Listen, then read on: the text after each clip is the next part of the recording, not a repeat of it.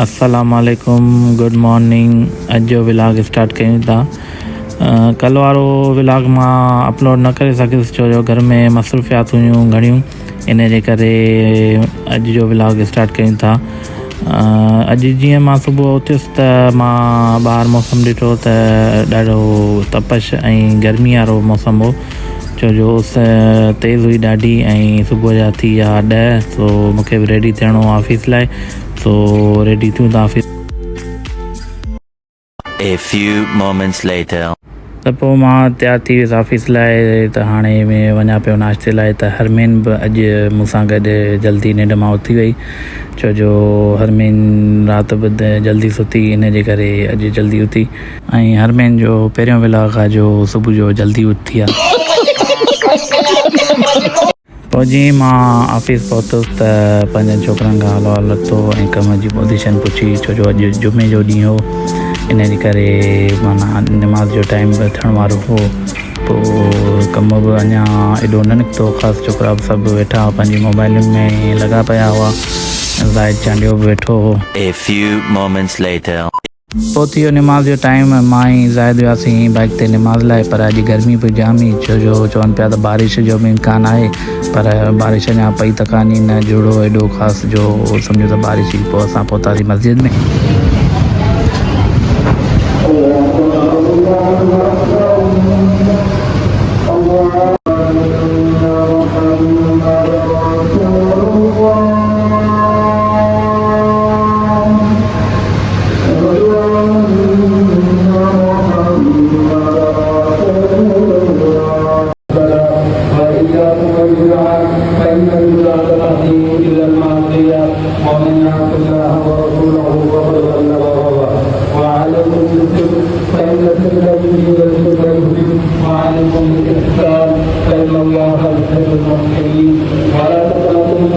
A few moments later. पोइ मां office मां शाम जो 7 बजे घर आयुसि त मां ई हरमेन चांहि बिस्किट खाधा। हरमेन ई मुंहिंजो मुक़ाबिलो चांहि बिस्किटनि जो, त उन में हरमेन हाराए वई, मां खटे वियुसि, छो जो मूं पहिरियां जल्दी फिनिश करे छॾी पंहिंजी चांहि। खत्म, bye bye, tata, goodbye. पोइ मां राति जो निकिरी आयुसि फॉर्चून आर्किड ते हरमेन सां गॾु। त मां चयो ॾिसूं थोरो किथे सेल आहे किथे न, ऐं तव्हांखे बि ॾेखारियूं था त हिते कहिड़ा कहिड़ा ब्रांड आहिनि ऐं कंहिंजी सेल अञा ताईं आज़ादी जी हले पई थी। सो अचो त अंदरि हलूं था, ॾिसूं था।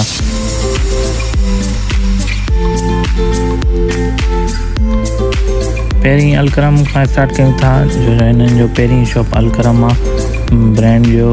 पोइ काफ़ी रश हुई, इन जे करे असां अलकरम तां गुज़रियासीं। त पोइ आयो जनरेशन, बहितरीन जनरेशन ते सेल हुई, ऐं लेडीज़ जा कपिड़ा जनरेशन ते माशाल्लाह VIP सेल में लॻिया पिया।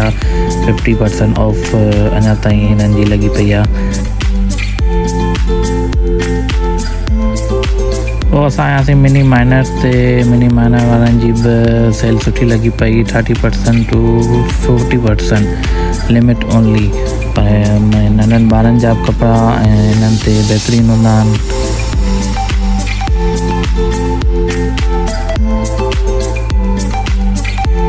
शिनायर ते आयासीं, उन्हनि जी बि साॻी सेल लॻी पई, 30+40% ते ऑफ सी। असीं लिवाइस तां लिवाइस वारनि जी बहितरीनु सेल लॻी पई, 50% off up to Levi's. ECS वारनि जी बि 50% में सेल लॻी पई।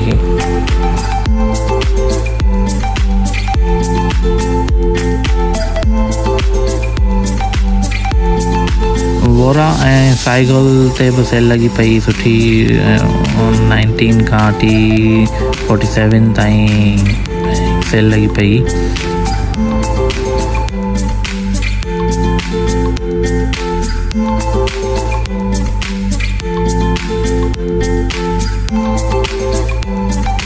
इंडोर खां बि बहितरीन कलेक्शन हूंदी आहे सैंडल जी, चप्पल्स जूं, बूट्स जूं, काफ़ी सुठी डिज़ाइन में बहितरीन सेल में मिलंदियूं आहिनि। पोइ आयो जेटमैन जेंट्स जा कपिड़ा सुठा बहितरीन ऐं सुठी क्वालिटी में पाइदार कपिड़ा जेटमैन वारा रेट हूंदा आहिनि। पोइ आयो रॉयल टैग वारनि जी बि सेल 50% में लॻी पई अञा ताईं।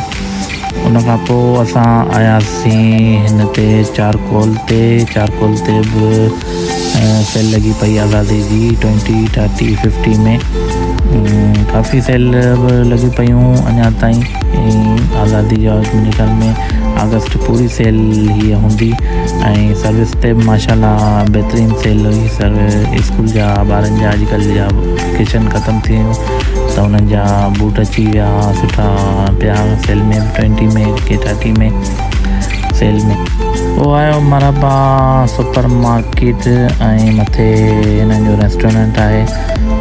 असां वियासीं त कोन अंदरि, छो जो असांखे वरी वापसि वञिणो, इन जे करे असां हिते ई थोरा मूं टिकटॉक भरायूं पंहिंजूं ऐं हरमेन जूं भरियूंसीं।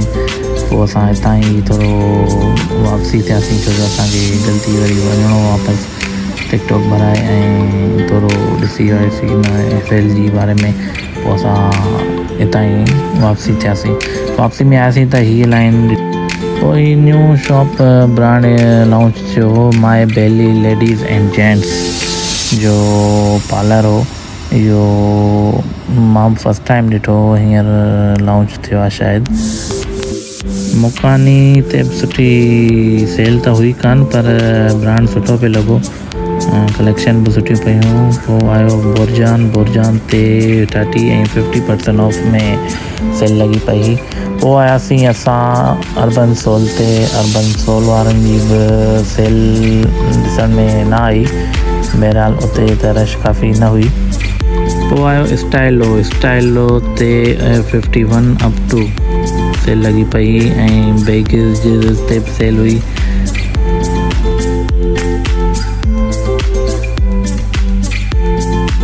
उन खां पोइ आयो लिटिल पीपल ते बि 50 ऐं 30% सेल लॻी पई।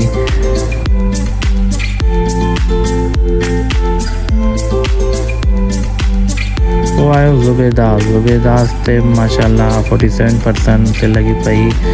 इहो बहितरीन ब्रांड आहे। लेजर क्लब ते बि सेल लॻी पई तक़रीबन 30 to 50 फ्लैट ते समर सेल। उन ते बि सुठो काफ़ी कलेक्शन पियूं।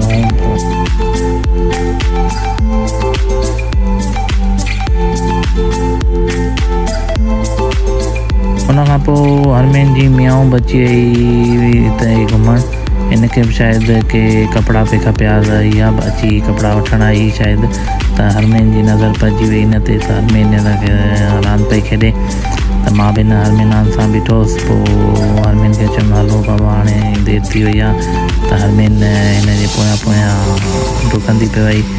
त पोइ हरमेन ई ॿई शॉपिंग कनि, असां हलूं था भला पंहिंजे घर।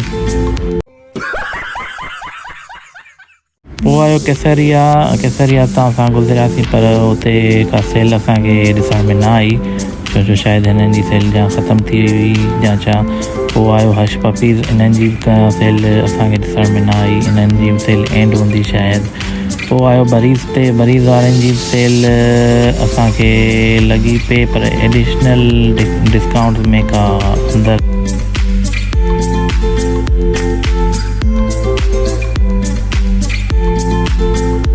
पोइ लास्ट हिननि जो शॉप हो बाटा त माशाल्लाह एवरग्रीन आहे ब्रांड हिननि जो। पोइ असां निकितासीं ॿाहिरि जी तरफ़, ॿाहिरि निकिरी ऐं हवा खे कयोसीं इंजॉय, छो जो हवा VIP माशाल्लाह राति जो लॻे पई हैदराबाद में।